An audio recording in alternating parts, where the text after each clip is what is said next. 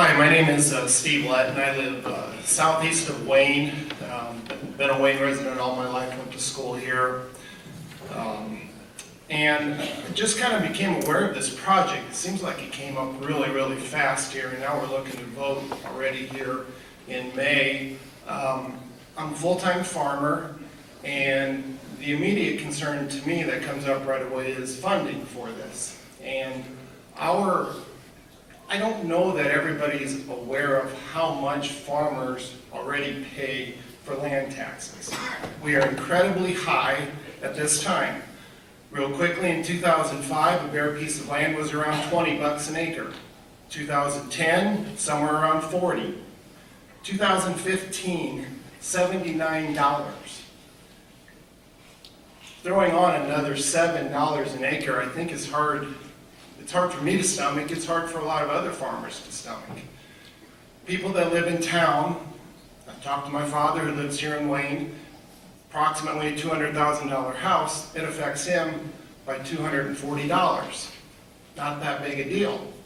I'm a small farmer with 200 acres. Take 200 times 7. $1,400 is a lot of money. And I don't think there's many people that, when you they don't think of it that way, that's a lot of money. And there's people in here that have a lot more land than that. Right now is not a good time on the farm at all. Grain prices are really bad. And when times are good, then you can go to some of this stuff that we saw was necessary. Some of it's kind of a wish list, I believe. It's more than what we need. When times are really good, go to your wish list. Do those things. Times aren't really good right now for the majority of the people that are going to be paying for that. 5 years ago, approximately, we were told that Class C schools should only have 2 buildings. What's changed? Perhaps we had a building down there that we could save half of it and reuse that. I wonder, I'm told approximately 20 to 30 kids are in preschool. That number may be wrong, that's what I've been told. Seems like quite a building for 20 or 30 kids, and I realized we'd be moving to kindergarten over there as well. But times are not good for a lot of the people here that are going to have to foot the bill for this. And I hope you take that into consideration. I actually don't think a lot of farmers are aware of what's being proposed right now. I called a lot of them today just to make sure they were aware.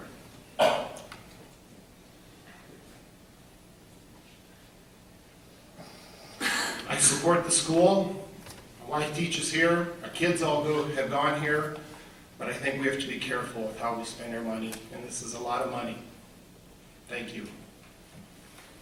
Thank you.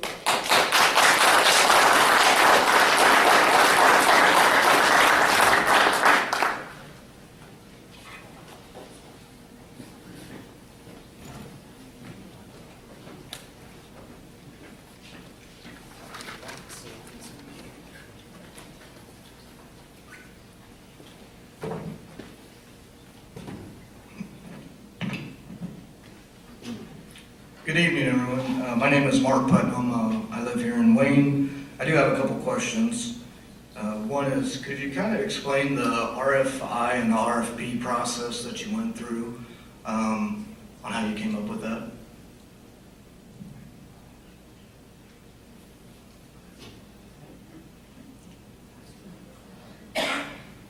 Are you talking about the projected cost? Right. John, do you want to go ahead? Is that me? Yeah. Yeah, basically,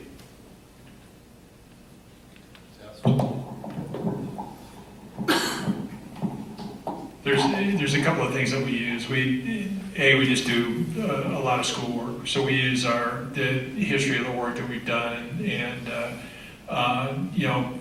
really fairly recently right here in Wayne, but just at any given time we're bidding projects and we actually work with a professional cost estimator, an independent cost estimator. But on something like this, we use our experience with square foot cost and what we're looking at building.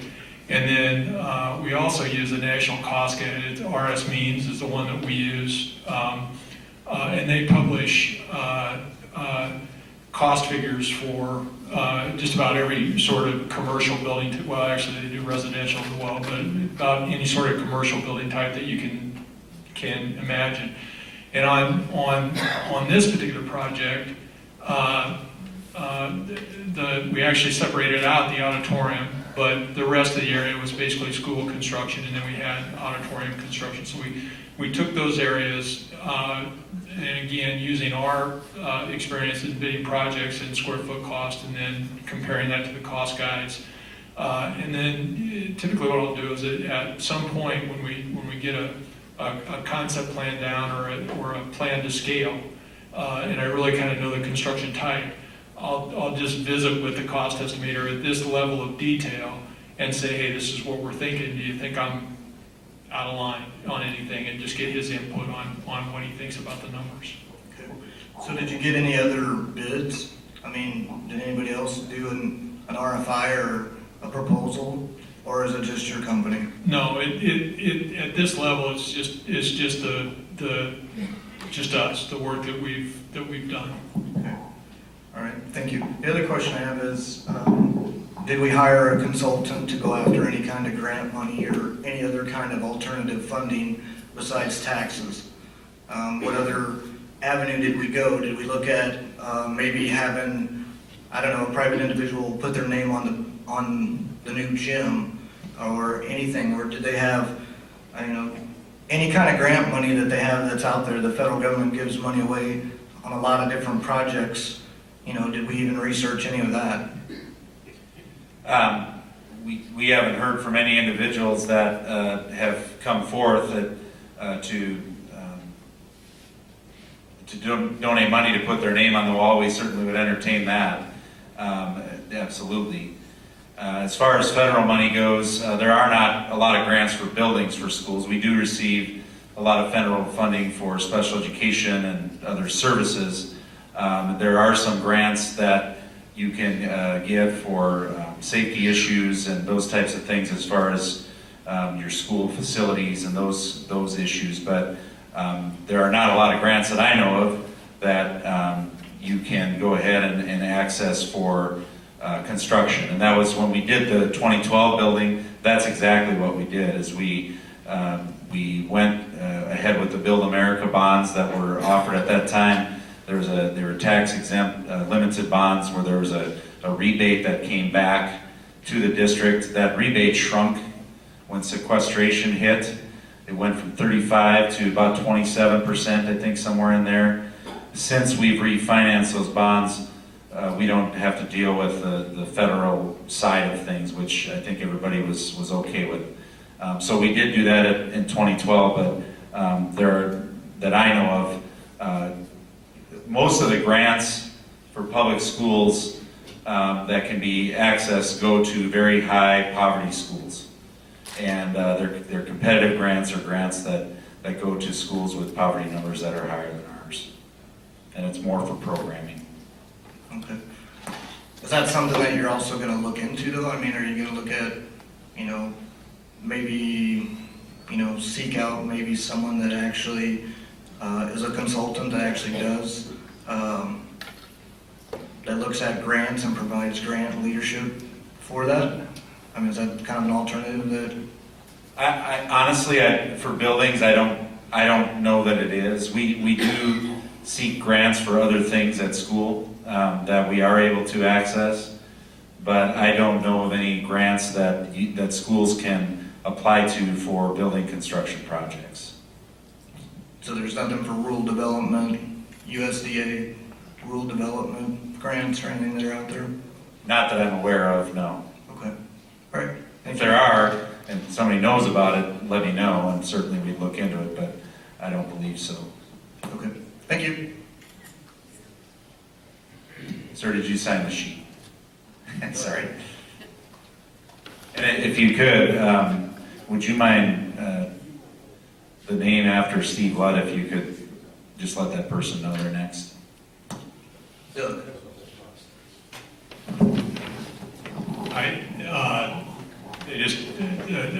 On the cost, and this was the process that we went through with with the junior high addition here and the elementary addition, when the plans are completed and we're actually looking for that construction number, it does go out for competitive bid. It's not just us setting a cost. So it is a competitive process. I'd also say on the grant, we do the majority of the work that we do is in western Iowa and rural Nebraska, and gosh, I don't know the number of school districts that we're working with right now, but I don't know of any grant money that is available. And I know we're asked that often. One of the things that we do look at, though, and it is out there, and we usually work through our engineering group to see what's available. There are some energy grants from energy providers and some things like that. If we're replacing light fixtures or we're upgrading energy efficiency in the building, there are some things that are available, but it's not something that's going to come in and take care of a quarter of the cost of the facility.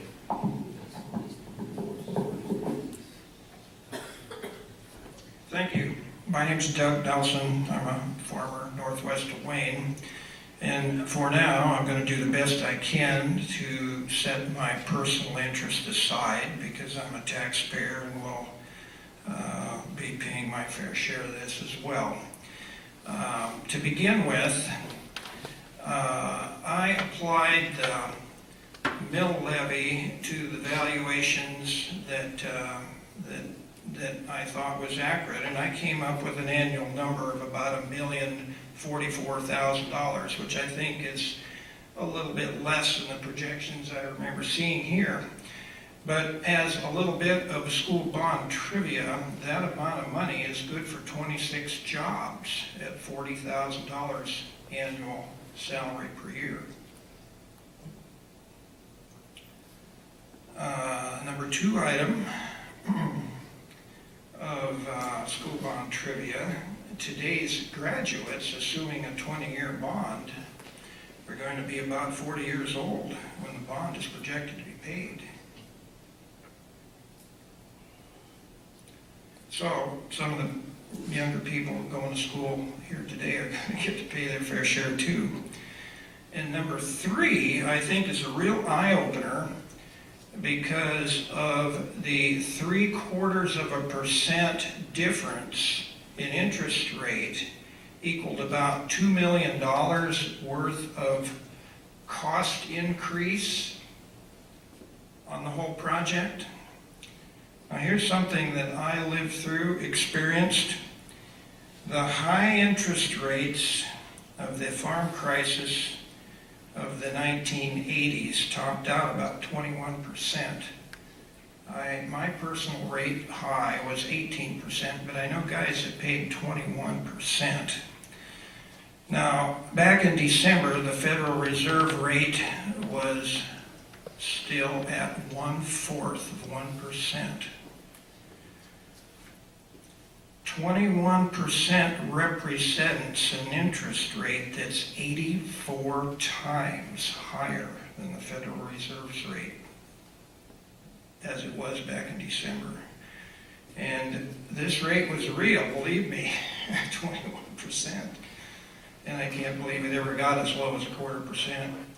But what you can see here, with every 0.75% difference, if that equals $2 million, maybe we should have the cash in the bank before we do this project. I have written a couple pages. I think I could speed through this a little bit. It's some personal opinion, and I'm going to try to put a little humor with this too. But I went to the last school board meeting, and at the last meeting, one of the board members said, "I see no reason for Wayne not to continue to grow." But I didn't hear him state a basis for that comment.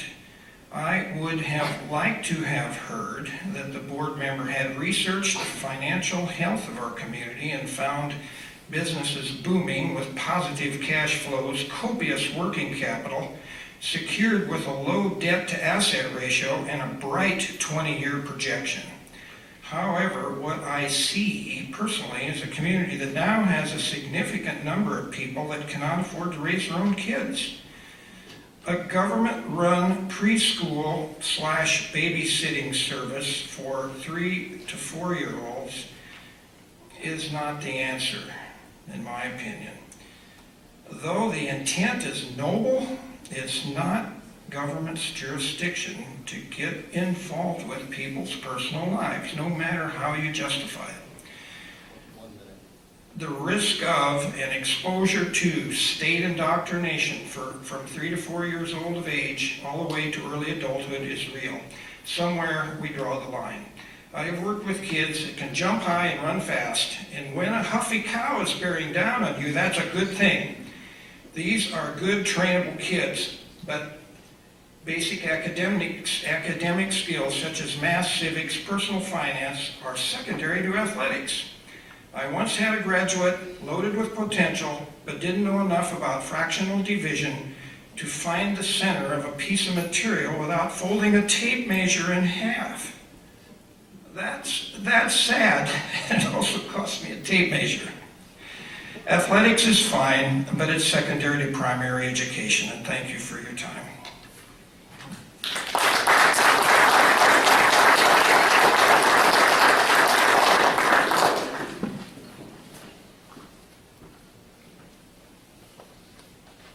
Does anybody know who was after Doug, if there was anybody else, or Mr. Spearman, would you mind, or Mr. Pieper maybe, would you mind going down and just see? Yeah, Oh, yes, okay, all right, I'm sorry.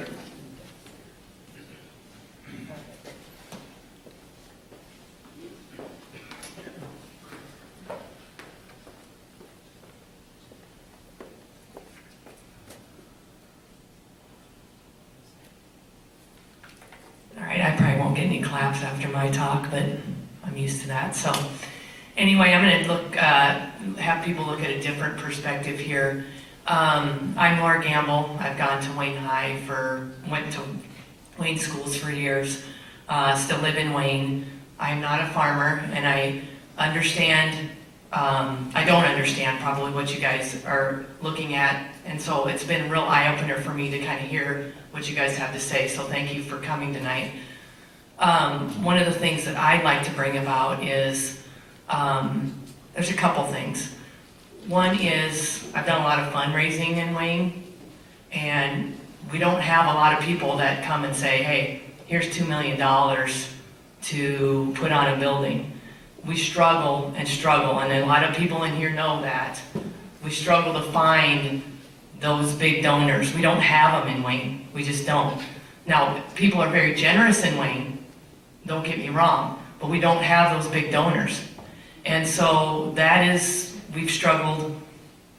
That's just probably not going to be a way we're going to be able to finance this.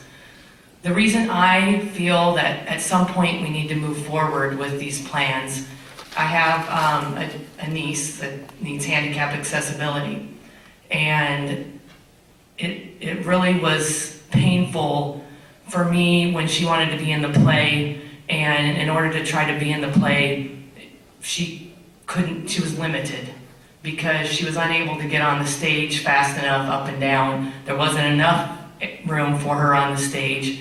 And when I saw the plans of how that is just on one level, and we're going to have more kids that need handicap accessibility. We've had many kids here that need handicap accessibility, and they need to be able to be part of these things. And no, it's not all about athletics, okay? It's about getting these kids involved too. And I think that is a big part of what we need to look at here. She can't even come to the play. She has to sit up here. She can't, it's just not a great place for her to be. The other thing is, I went to a school, Wahoo, about our size of town, and could not believe the facilities they have there. I don't know how they did it, but if you're ever in Wahoo, go to their high school, look at their auditorium where they do their plays. It is tremendous. And if you look at where they have their gyms, where they have their weight room, why at a town that size, can they do that? And we can't do that here in Wayne. Our school is beautiful, but it could be better, and it could be better for our kids if we could do some of those things. And again, I understand, I want to understand where everybody's coming from, but I think we, at some point, need to look at trying to change some of these things, and we got to start somewhere. And whether we're for or against it, I think we need to just stay positive and, look at how maybe we can do this in the future. Thank you.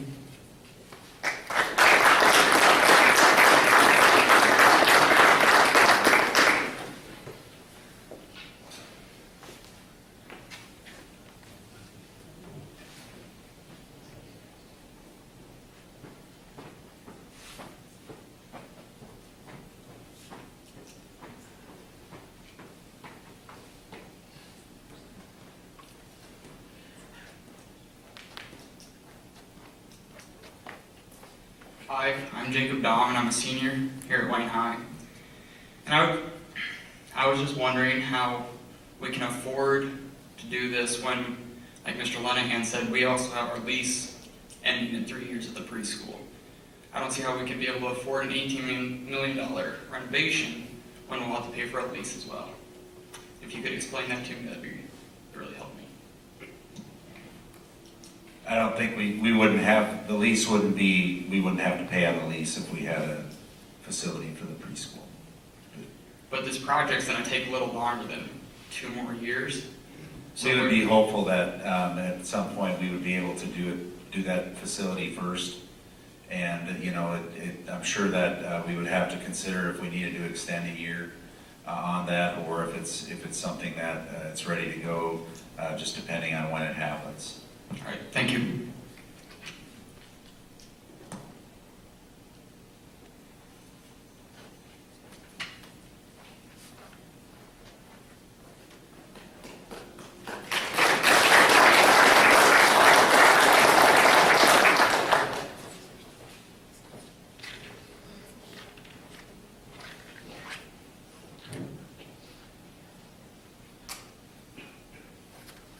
Good evening. I'm Chris Loberg. I attended school here. My children attended here, and I will have grandchildren attending here. A few random thoughts, and in no particular order. In stating that the lecture hall seated roughly, the new proposed one seated 520, and I think someone stated the band concerts, music concerts will run up to 1,000. So that facility would just be used for performing arts only and not for band concerts. It still wouldn't accommodate band concerts, would it not? The one concert that is larger than normal is the elementary concert. Correct. That's the one where, we've never really taken a head count, but we fill our bleachers and add chairs. And so that is something we'd have to look at, the possibility of maybe restructuring the way that concert works so we can fit everybody in. And, oftentimes when you're at that concert, when the first grade is finished, there's usually a little bit of, any grade, I'm not picking on first grade, but any grade when they're finished, usually you see a number of people will get up and leave when their child is finished. And so just looking at it that way, that would be something that we would look at for that. But the intention otherwise is to have the concerts in the new facility. You could facilitate the high school concert in this facility? Well, the one side of our gym seats about 600 people. And we've looked, and we do not fill that side at our concerts. It seems like we do, but when you look in the corners and look at other spaces, it's not completely full. And so the 525 number actually came from being able to have enough space for all of the students and staff. That's kind of a number that started, and none of those plans are set in stone or are hard numbers, but that's just a starting point. And certainly no disrespect to the engineering that is being done here, to the firm used, but do you not seek out alternative ideas, plans, and firms? To me, it seems like to be fiscally responsible, you would check all avenues. We, the architect firm that we work with, we have had a relationship with since the first project here, I think, was the elevator. And basically, again, the advantage of working with the same architect is they have all of our plans, they have all of the information that they need to make any estimations or understand our facilities. And so we've had a good relationship with them, and we want to continue to have that relationship with them as far as looking at moving forward. And so that's something that we've worked with John, and we feel comfortable continuing that process. And again, that number is not a bid number, that's a projected number. And so once any bidding would occur, then that would be outside of the work that John would do. He would just lead that bidding process. Right, yeah, I think we've said that a few times. Those are not finalized plans. Those are conceptual drawings that we probably spent a good part of 1.5 to 2 years working with staff and working with people who are directly involved in those areas, talking with them. John's been here several times to talk to get some ideas as far as what types of things we would be looking at. And so it's been a process that has gone on for quite some time. I too look at this project as a large sum and a big undertaking. To me, I think in asking previously, there hasn't been any prioritization of different aspects of this. And I'm wondering that perhaps maybe if this could be implemented over time and in increments instead of looking at this in one lump sum and prioritizing these. I think it spoke earlier as to possible needs list and possible wish list and prioritizing them accordingly. Thank you.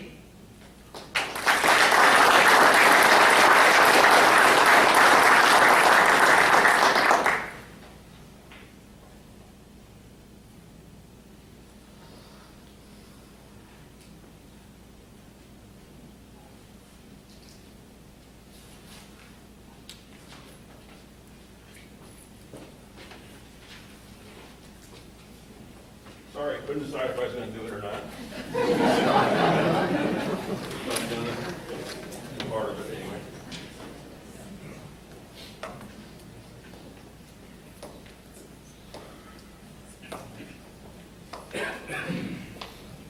Which one's working here? Doesn't matter. I'm Kevin Koenig. I think most of you know me. I am from Wayne, went to school here. Have a business here. My kids go to school here. We all care about the school. Thank you for your efforts. One of the questions I hear in the community, and after visiting with city council, ex-city council board members, is we have a beautiful facility down here that's underutilized. That it appears that the city is losing around $100,000 a year on an excellent facility 1 block away. There might be some advantages or to the school and the city getting along using that. And has there been any discussion? And if so, could you get me up to speed? First of all, the city and the school get along tremendously well. We have good relationships with everybody on the city staff. We cooperated with the pool project. There was some land that needed to be swapped. We work together, I think, very well. And so to answer that question, that is a positive relationship that we have with the city staff and I think the city council. So just want to clarify that. We have talked, not formally among boards or council, conversations, just thinking about logistics of that. If you go down there after school, which is when the majority of the use that we're talking about, you would see anywhere from, 75 to 100 kids. along with, patrons, people who are able to use that place, that rent or have membership. So after school, it's probably the busiest time there. And so that would certainly be a roadblock or something that would need to be worked out. Also, the little kids programs, the WBDA, the volleyball, all of the things that go on with students younger than junior high that the city runs, those practices begin as early as 4 o'clock as well.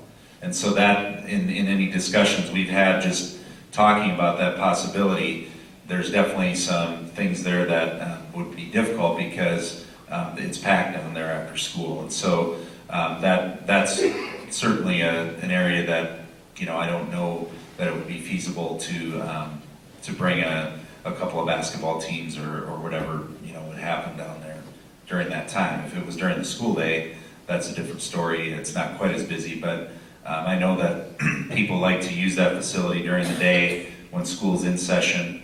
They're talking about a 24/7 access, so that, hopefully that will increase their use as well. So those are the conversations that I've had with Lowell and with Cantor Mayor, but nothing formally with the city council or the school, the board. Is any of that worth pursuing? Or is that something that's just kind of dead in the water? I would like to see all avenues pursued here before it goes to a bond issue. As we have talked before, I think we're all here because we care about the school, and we all want things for our kids and other youth. We all want them to have something better than what we have had. But with the rural areas of District 17 carrying 76% of the load, that's where 76% of the valuation is in the rural areas. And with them having 24% of the vote, just would like to make sure every single option is explored. Thank you. Thank you.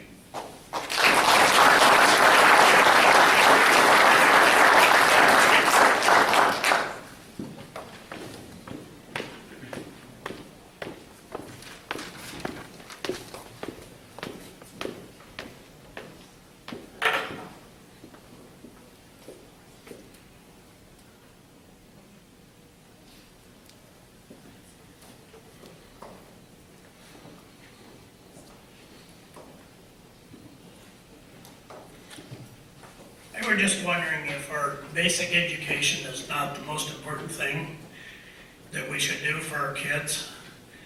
Some of the things on the sports, I'm not against the sports, I'm not against education. But if some of the kids cannot afford these, if we could do the basic education, maybe some of our businesses in town, maybe some people out in the country would give donations for the extra sports. A lot of this that I see that we're doing is not necessarily for the basic education. We have to live within our means as well as everyone else should have to. So I just don't understand how that we can keep doing this. I heard the other day that at the meeting that the locker rooms were subpar. They didn't have stools and they didn't have benches. And I talked to my son the other night. He said, what did they do with them? When I went to school here a few years ago, they were fine. Did they tear them up? Did they tear them out? Did they keep them up? Kind of like our middle school or our elementary school down there. When we talk about mold and those things that we had to tear a brick building down, maybe we need to keep up and not put flat roofs on a building. We need to make sure that when there's a leak, we catch it before it goes too far. We tear a building down and they cost millions of dollars to rebuild. And I think that probably could have been we're talking $4.1 million, I think, for this to replace this, and it was going to cost 2.5 to remodel it. Hey, there's $1.5 million, $1.6 million. There's savings that can be made if people really want to. And then we have things that are going on. There's so many of these, as I said the other night, these TIF projects. that are not paying money into the school. It's not staying here for our schools or our counties or our fire departments or our fair boards or our college. So we just need to use some common sense. We don't have it in agriculture out there. We've been getting hit every year since valuation's been going up. My personal opinion, what I own, has been going up about $2,000 to $3,000 every year. Where do I get that money? It has to come from somewhere. We have to live within our budget. So thank you for your time.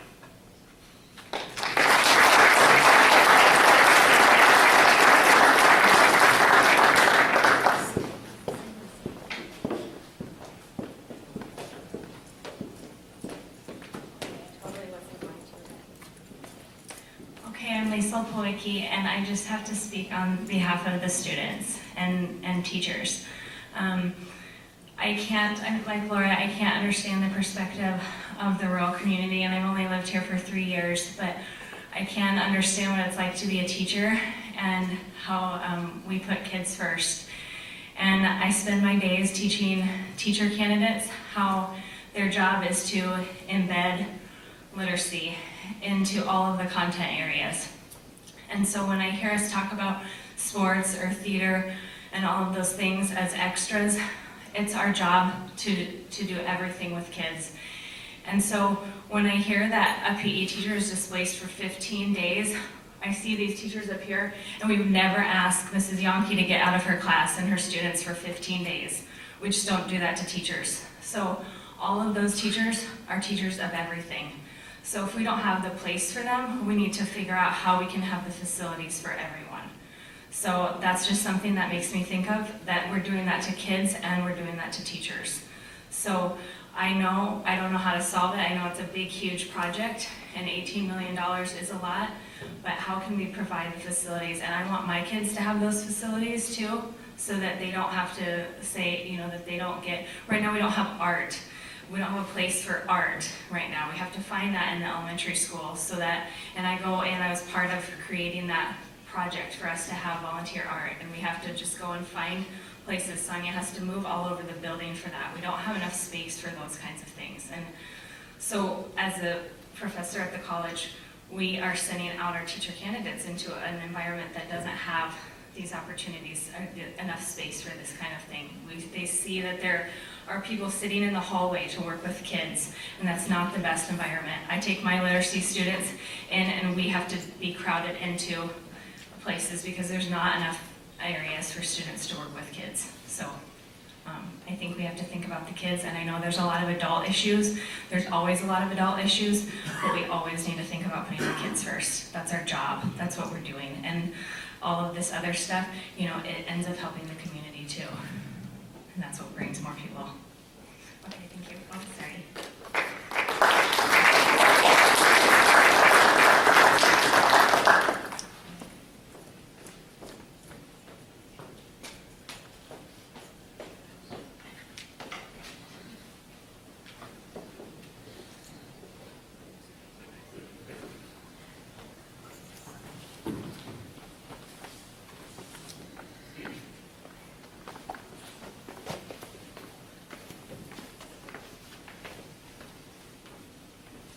Good evening, my name is Mary Timmy. Several years ago, I worked on a failed school bond issue. That was when we were trying to build a new middle school facility. So I kind of have an idea of the road ahead of you, those of you that might be really interested in wanting to see this project happen. Because I kind of put my heart and soul into that project and met some wonderful people, and it failed. And I really felt badly because I felt we were using subpar facilities. I've always cared about what happens for our students. I want to know now, as looking at this, one thing I haven't heard about is a timeline. Where are we at in that timeline? How do we see this moving forward? We've kind of gotten the impression that this is not a project that can be broken down into pieces other than the standalone facility for our kindergarten preschool could be done separately, but the other big project would have to go all together. So if you give me an idea of a timeline on that project, and then as you look at this, looking ahead, two-part question, how do we handle all the impact? Because when you're doing construction on this facility, it's obviously going to impact current situations. So give me an idea of timeline and how that impact will be handled. I don't know that we're at a point where we could talk about that. We haven't, as far as whenever construction takes place, that's always part of the initial conversations, you know, how the flow would work. If you remember when we did the junior high addition, you know, we basically walled off certain areas and just dealt with it. So I don't have an answer for you on that part of it. The timeline, there are several times when when referendums can take place. The next possible time for the school would be in May, and there's a deadline that would be this month that a resolution would have to be passed to approve that being on the ballot in May.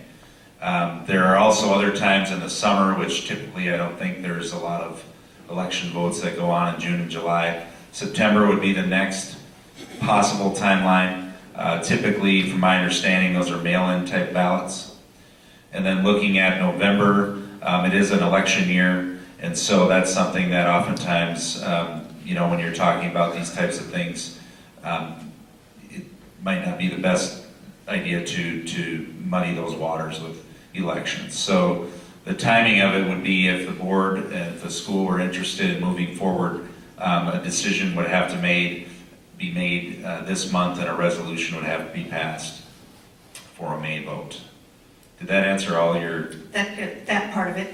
The other part of the question then is the scope of the project. How long would the project take for completion, if there's any kind of an estimate there? And since we're just in a concept phase, I don't know if you have that idea. Probably not, and maybe John could answer that a little better than I. Yeah, you know, if we were talking about a spring bond issue this spring, I think the soonest that you would see construction starting in any areas would be that coming fall then. So the fall of 2016, I could envision, especially like being able to possibly separate out the pre-KK building. And then for this larger part, you absolutely, there'd be some phasing that would take place. In other words, for example, we need parking, so you might see that parking lot, or at least a fair section of it developed, so that we had that replacement parking, you know, before the construction to the west all kind of started taking place. But you're looking at a 12 to 14 month period from the time that construction starts to the time that it's done. One of the nice things in this case is, you know, we are working to the west, and the access to the building is fairly limited. And you know, so as far as being able to separate that off and kind of close that end of the building off and separate that from where the kids are, I think that's real doable. So I don't know how well that answers your question, but you're looking at the very least at, I'm going to mix up my years, but if you started in the fall of 2016, you know, you're looking at probably the middle to the end of that first semester of the fall of 2017, and even much more likely probably the spring of 2018 for everything to be completed. Okay, thank you very much. And some of you may know we have a dairy north of town, and I'm kind of not a stranger to large building projects, so I've seen the kinds of delays that can happen. One final comment. We had an occasion this fall to visit with a land manager who manages several quarters of farm ground right next to ours. And we're hoping, you know, discussing things with him about being able to apply manure from our dairy on some of this farm ground. He said, "What's going on up there in Wayne County?" He receives the tax statement for this Wayne County ground, and compared to the ground that he manages in the Beatrice area, Gage County, I don't know what other counties he's talking about, that farm ground is taxed at almost half the rate that the Wayne County farm ground is being taxed at.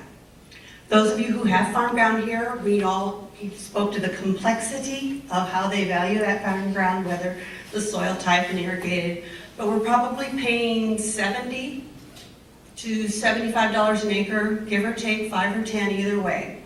$70 per acre, and you're asking right now with this total bond issue, adding at least $6 onto that. Now, I don't do my computations real good, but $6 on top of 70 is a pretty large percentage increase. You're going to have a tough road to go down if you're going to be able to educate the patrons of our school district and get them to go for this bond issue. Like I said, I've been on a failed bond issue before, and we thought we had our ducks in a row. So I wish you much luck with that. But it is going to be a difficult process to get something passed with that kind of a tax load on such a small number of individuals. So thank you for your time. Wish you the best in all your decisions. And I sure hope that whatever we do the best for our kids here in Wayne. Thank you.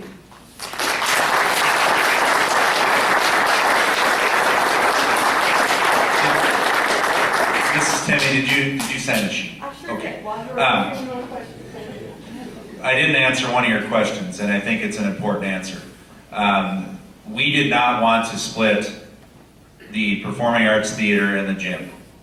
And I think if you think about making a decision as to which of those two is more important, really talking about polarizing very important boosters that support both the athletic program and the performing arts. So that's why we just didn't feel it was a good idea to do that. Our kids, a lot of our kids are playing sports, and they're also involved in the performing arts, but we really didn't want to split that for that reason. We felt it would be something that would be difficult to explain which one, I guess, and that's why we didn't split those out.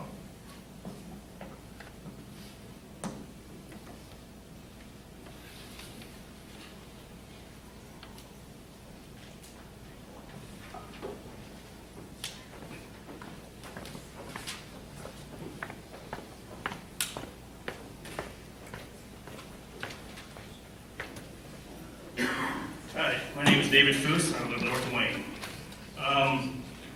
First question is, I was not aware of a preschool until Monday or Tuesday. They were releasing a building. Personally, I did not know that. Is that a state mandated thing, or is that something that the school district just says, we want to, a little more money for the kids? We worked on opening a preschool for at least 2 years prior to opening it, so, I mean, our board meetings are public, and it was definitely part of the discussion at many board meetings for several years. So, it's not state mandated at this point. The Department of Education is wanting schools to, that's why they offer the grants, to get programs, especially 4-year-old programs started. So I think it was probably 2 years of prep work and discussion at board meetings before it was open this past fall. Is it like win sites where the parents pay to have their students there, or is it all taxpayer funded? Some parents pay, some don't. So it depends on their qualification, and those that pay, they pay on a sliding scale, and it's all based on their income. Okay. If anybody has a pen and a paper, here's the number or web address they should write down. It's www.education.nebraska.gov. Very interesting website. I just found it on a farm talk, a forum here this week. It's amazing we can find on farm forums. Their enrollment numbers you send to the state are a little different than what you showed up here. 2014-15, they had enrollment of 870.55. I don't know how they split a kid, they did. 2004-2005, it was 892.67. 94-95 was 908.28. And it goes, as far as back goes, as 92-93. And it was 930.76. So steady decline. Boom, boom, boom. You say next year's 930, whatever, but you're doing pre-K and you're opening your 70 kids into class, but you're only adding 30, 40 kids. Worse the numbers. Also on that website, there's so many interesting numbers on there. Scrolling down through there, interest. Interest, what's the school getting interest for? $28,000 of the interest the school received. Found it very interesting. Scroll down further. There's roughly $4 million cash, $2 million the school has, and $2 million the treasurer's office. That's on there for 14-15. I was just like, wow, that's a lot of money sitting there. What are we stocking up cash for? Why is that? I'll try and answer them one at a time and remind me if I miss. The numbers that you were looking at, I just went on our State of Schools report today and pulled the numbers that I showed you. The numbers with the decimals, those are, and I assume or I think that those are our average daily membership or average daily attendance numbers. That's how they get the percentage. That Because was you don't- actually, there's a lower number for average Right. daily attendance. So this is the number that they showed that was a total attendance. That's probably kids coming and going, is my guess. It could be, or it just has to do with our average amount of kids that are in school on an average day. Could be, that number was lower, and that number's Right. there also, but that's a lower number. That would make sense because we don't have full 100% attendance every day at school. The numbers I showed you today were directly off the State of Schools report from that website that showed what our pre-K-12 enrollment was, and you can go back further. I went 5 years. Okay. Yeah, you can go back to 92 on it. Yeah. So. The cash question, school districts in Nebraska are allowed to have a certain percentage of cash reserve to be able to have access to funds when the months that are low draws from the county occur. And so this year is the first year that we've been an unequalized school district, meaning we do not receive state aid. Last year we lost $1.7 million in equalization aid. And so we knew that it would be important to build a little bit of cash reserve because we certainly didn't want to go to the bank to borrow money to get through a month. That's not wise. You're paying interest and doing that too. So the cash reserves are there to account for times that cash dips low. It's a cash flow type of situation that we have. We're well below the limited, the amount that we can go to. I don't know the percentages and I don't have them, but we've never been even close to the 35% that you're allowed in cash reserve. And from a personal standpoint, we have also landed in the Rural School District. Their levy is roughly half of yours is. And that's a big blow. It makes it very uncompetitive in the agriculture industry when your taxes are $3,000-$4,000 higher in a quarter. It's ridiculous. Wayne Community Schools has a assessed land valuation of $912 million. You saw that before. That's what our taxable assessed valuation is. There are districts that are half our size in numbers that have well over $1 billion of taxable, and so there's a tax base that is larger for them with much less students, and that's why. I mean, that's the reason. Yes, I understand. Like in 92, 93, your enrollment was 930, and I realize costs went up. You know your what property taxes you received in 92, 93 were? $1.7 million. In 2014-15, you received $7.1 million. So you've received, students have went down, I realize expenses went up. You received a lot of tax money, and I think there needs to be a little more accountability. Thank you.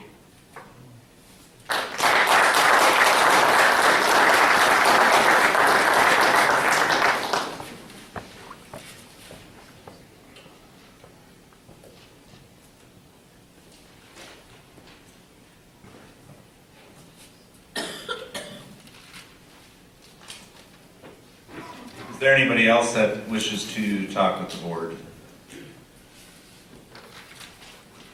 We will have tours after the meeting's adjourned. If you would like to see areas, the administrators will take people on tours. I personally want to thank you all for coming and giving your input. That's why we had this tonight. That's the purpose of it, was to get feedback from the public. So we do thank you for coming, and I'll turn it over to Dr. Lindstrom. And just a few announcements. There is a special board meeting scheduled in the Hahn Lecture Hall at 7 p.m. on Wednesday, February 17th, when we will take the feedback from tonight and Monday night into consideration. And again, on behalf of the board, we thank you for your attendance.